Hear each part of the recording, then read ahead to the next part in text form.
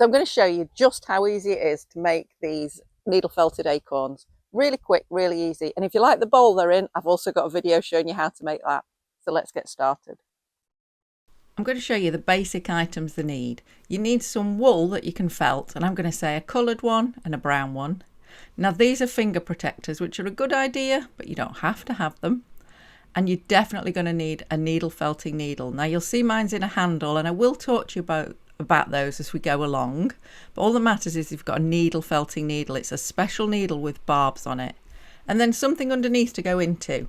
Now you can see I've got a proper felting block, but you can just use a piece of thick foam if you want to when you're getting started. And you're going to take some of that coloured wool and roll it. And you're just basically making a cylinder. Now, I'm making these about the size of real acorns. There's nothing to stop you making them any size you like. So whatever size you're thinking you want, go a bit bigger and roll up a cylinder. And then push your needle in and out.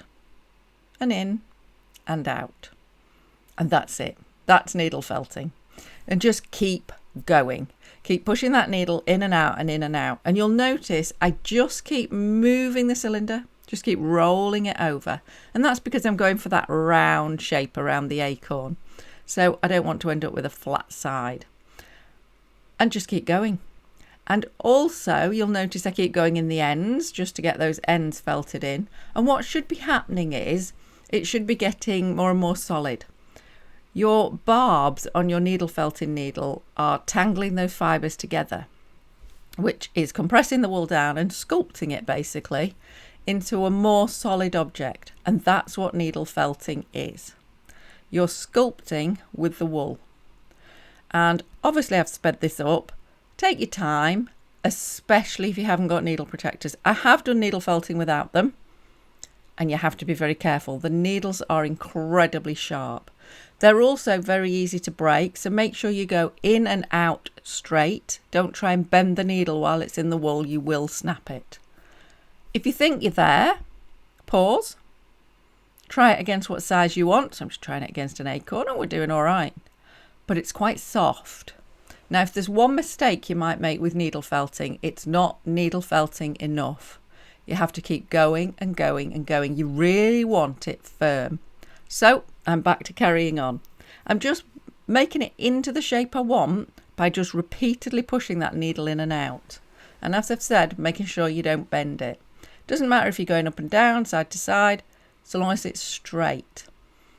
And once you're happy you've got your acorn shape, you want some of the brown wool, and you don't need a lot. You'll see I've just twisted it a little bit so it holds together. Place it around the top of your acorn and needle felt it in place. Now you'll notice I've started in the middle and I'm just making sure that's secure. And then just work your way round, it doesn't matter which way you go, and secure it. And as you keep going round, you're forming that edge of the cap on your acorn. And you'll notice that it's forming a nice edge. And that's really the bit that matters. Just making sure you get that nice edge and that it matches up when you get back round. If it doesn't, force it to match up. You've got the flexibility to move the wool. And when you get back round, choose one that you're going to overlap and just keep going round. And the other one is just sticking out the top of the acorn, and that's fine. Because then you're going to just needle felt that into the top of the acorn. So the whole point now is to get that brown wool nice and tight, needle felted onto the top of the acorn to form the cap. How much you put there is up to you. The more you put, the thicker your cap will be. I've not put too much, just want a nice thin cap, just so you can see there's a cap on the acorn. But you could, of course, put a really nice thick one if that's what you wanted.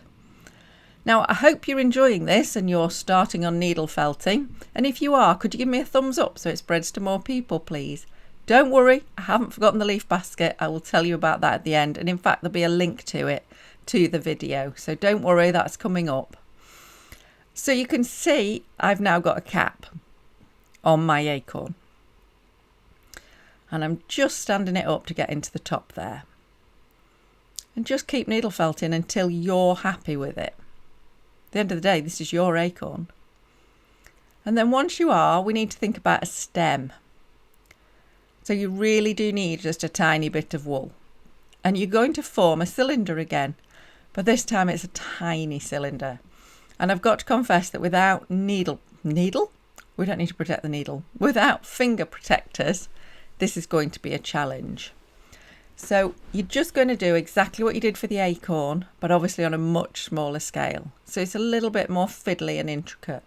And just keep rolling that cylinder, and it will try to cling to your mat. Just keep picking it up.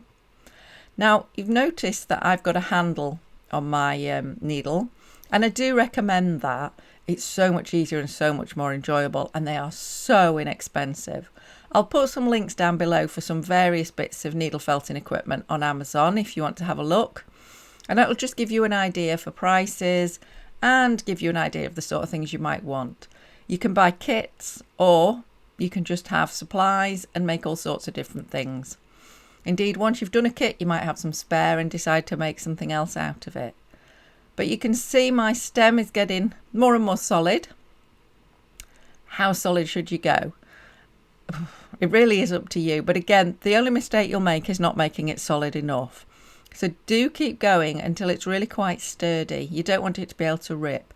And if you wanted to make a garland with these or something similar, you really do want it quite sturdy. Now I'm just placing mine in a bowl, but just think of what you're going to use it for.